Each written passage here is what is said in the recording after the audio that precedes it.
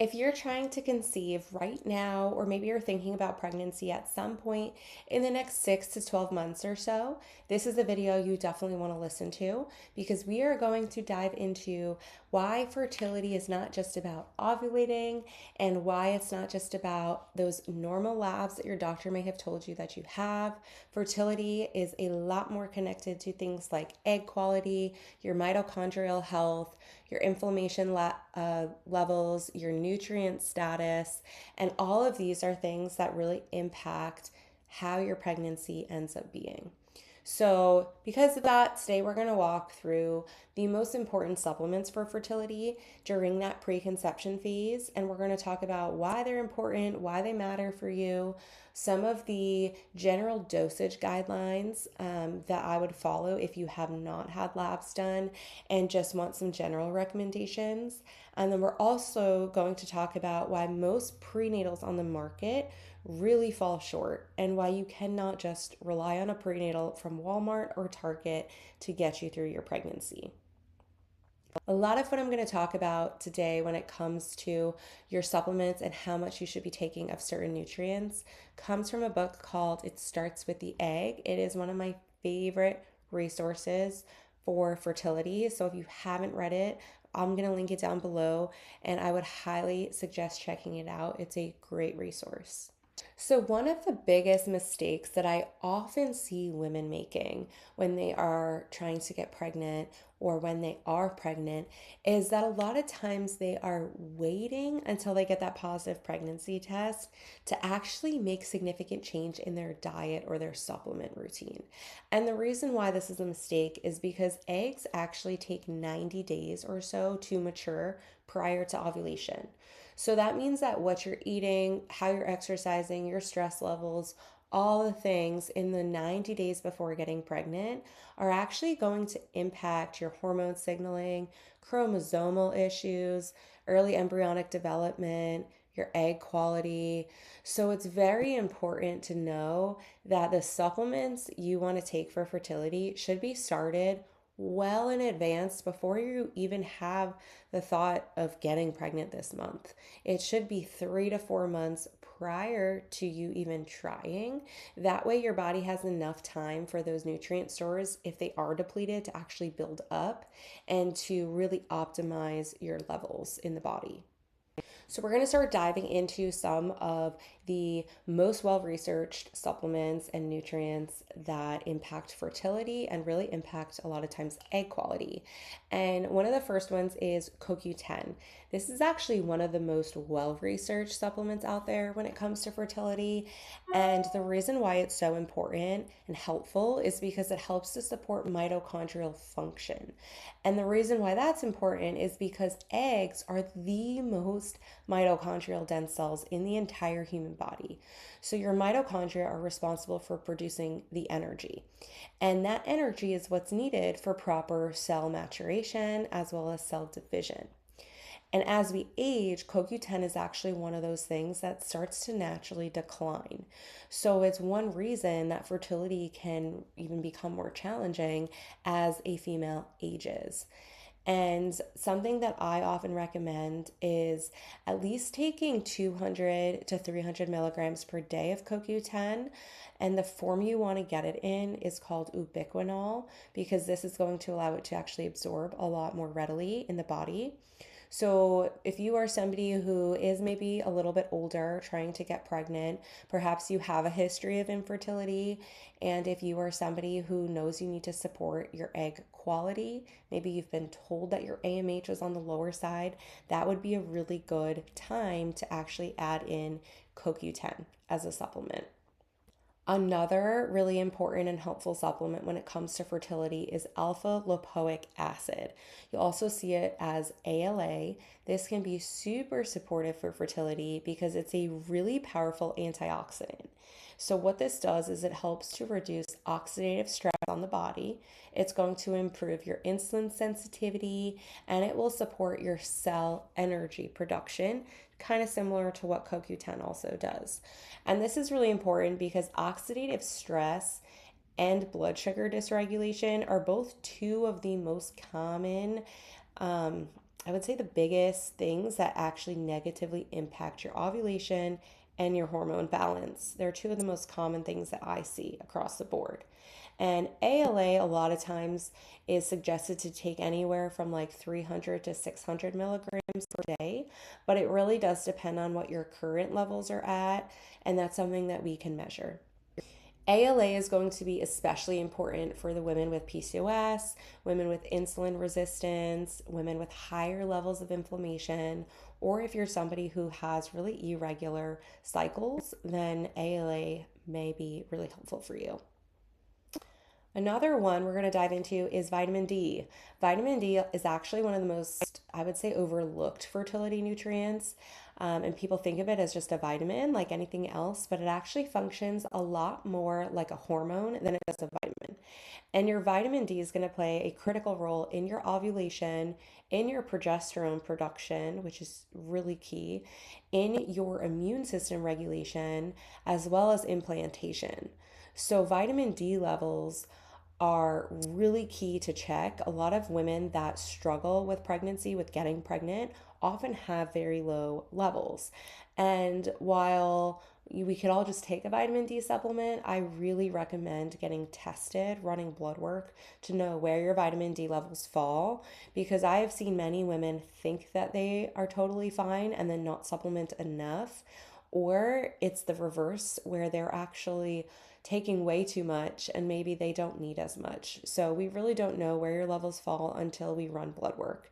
By running blood work, we then can create a really specific dosage for you, because sometimes I need to dose as much as 10, 15,000 IUs a day for some women that are super low. And a lot of times or almost always, the prenatals that people are taking have very, very little, if any, vitamin D. So, usually, you want to take a separate D3 with K2 to actually support your levels appropriately. In general, if you do run blood work and check your vitamin D levels, it's really ideal to have your levels fall between 80 and 100 on blood work. So you'll see that often the reference range will say 30 to 100.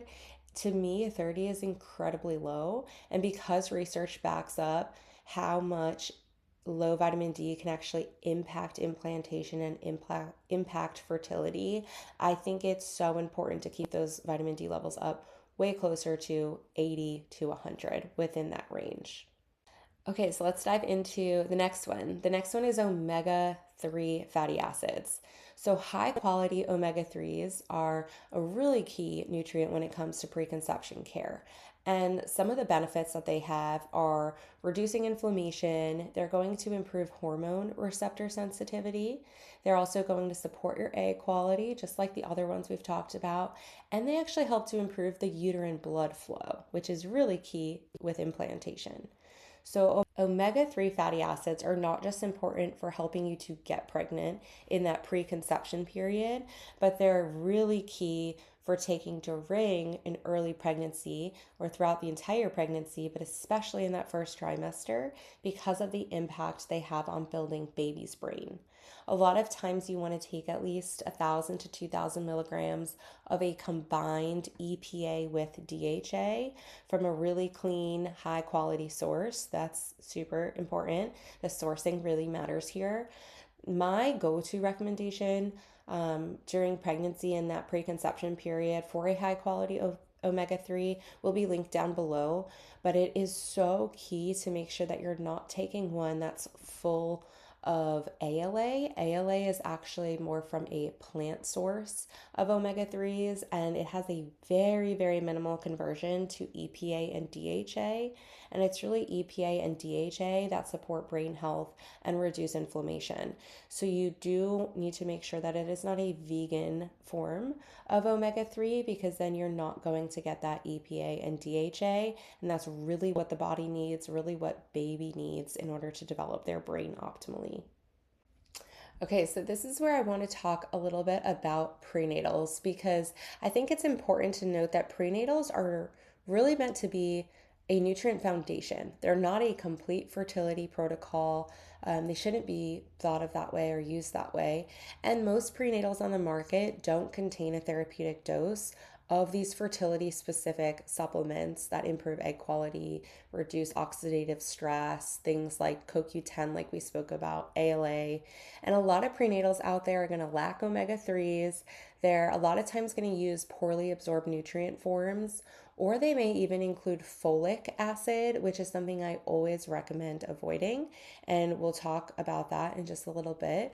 But this is why it's so important that your preconception health is really personalized. And you're not just going to grab the cheapest prenatal that you can find and calling it a day. It's really key to run your labs, to take several months to actually prepare for the pregnancy, prepare to get pregnant, because that's where we see really the best pregnancies, and that's where we see women feeling their best, but then also their baby getting exactly what they need, and their babies being healthier when they're born and having less issues later on, because mom did all the prep work, really fueled her body, and took the necessary supplements that her specific body needed.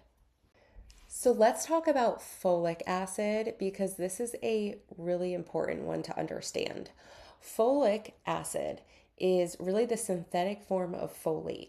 So your body then has to take that folic acid and convert it into an active form before it can really be used by your body for all the benefits that it has. And the issue is that a lot of people don't efficiently convert folic acid into folate. And that's because so many people end up having these MTHFR genetic variants. They're extremely common, and many people don't know that they have them. So if we end up taking a folic acid supplement and then we can't convert it properly, what can happen is it builds up as this unmetabolized folic acid in the body, which can actually interfere with our folate pathways. It can even mask a B12 deficiency, and it does have the potential to impact fertility and pregnancy outcomes. So, what a lot of people don't realize is that folic acid is not just found in supplements where you want to avoid it, but you actually want to avoid it in a lot of things like cereals, breads, processed foods, pastas. A lot of enriched grains are naturally going to have folic acid. So I always recommend, because these MTHFR variants are just so common now, that we really avoid the folic acid whenever possible in any sort of supplementation, but we also avoid the foods that heavily are fine. We also avoid the foods that have a lot of this synthetic folic acid. And then we always take a methylated version of folate as well as a methylated version of B12. And they should really go together, those two. So by doing this, this is going to allow us to support our methylation pathways, and that's super important for hormone metabolism, detoxification, neurological development, and so many other things. So if you do have a prenatal at home, maybe you're currently taking one, maybe you have one sitting on the shelf for when you want to start taking it, I want you to go ahead and check for a couple things. Check to see if it says folic acid, and if it does, that's the synthetic form. If it says 5-MTHF or methylfolate, that's great, because that's the active, that's the usable form by your body. If you have a B12 supplement that says methylcobalamin, this is the active form of B12, and that's exactly what you want to take, as opposed to something like cyanocobalamin or adenocobalamin. There's a lot of different versions and variations there. So you want to always have that methylated version of folate with a methylated version of B12, because this will seriously impact your methylation activity, which methylation activity is so key for conception and so key for your baby's nervous system and your baby's overall health and development. So next we're going to dive into one of the most commonly missed nutrients in prenatals, and that is something called choline. So choline is actually so essential also for baby's brain and baby's nervous system, and it's also going to play a big part in cell membrane formation along with those methylation pathways. A lot of women just don't get enough choline through their diet alone, and It's unfortunate that a lot of prenatals on the market I see just don't include it. And a lot of times the reason is because it can be more expensive to include it. It's harder to formulate a prenatal with choline. So a lot of times they just leave it out. But this is really a nutrient that I consider a non negotiable to take, and you don't want to be missing this one in that preconception period and during your pregnancy. So, if you are somebody who's on the hunt for a high quality prenatal, if you want something to just give you that foundation, remember that it's just a starting point. Sometimes we need more support in certain areas with other things, but the brand that I love for that foundational support is called Needed. I love that they avoid folic acid. Like I mentioned, we always want to avoid. They're only going to use bioavailable active forms of these nutrients that are necessary. They do include choline, which I mentioned a lot don't. And they really are formulated for that preconception period throughout your pregnancy and then to even take postpartum. So, if you're trying to conceive and you want that personalized support to know, do I need more than just a prenatal? Could I benefit from CoQ10, ALA, extra omegas? Like, what should I really be taking in the months leading up to when we want to start trying to get pregnant? If that is you and you want that individualized one-on-one support, I'm going to drop a link below where you can actually chat with me one-on-one and we can come up with a game plan for you to make sure that you are going into pregnancy being as fueled as possible, being as supported as possible, so that not only is your pregnancy enjoyable, but also your baby is getting the very best support that they possibly can to have optimal neurological development, metabolism, methylation, and you really can help your baby get off to the best start to life by ensuring that you are fueling your body as well as you can and preparing for your pregnancy. If this video is helpful, I encourage you to subscribe for more fertility and hormone education. And you can actually check the description below for any of the resources mentioned in this video.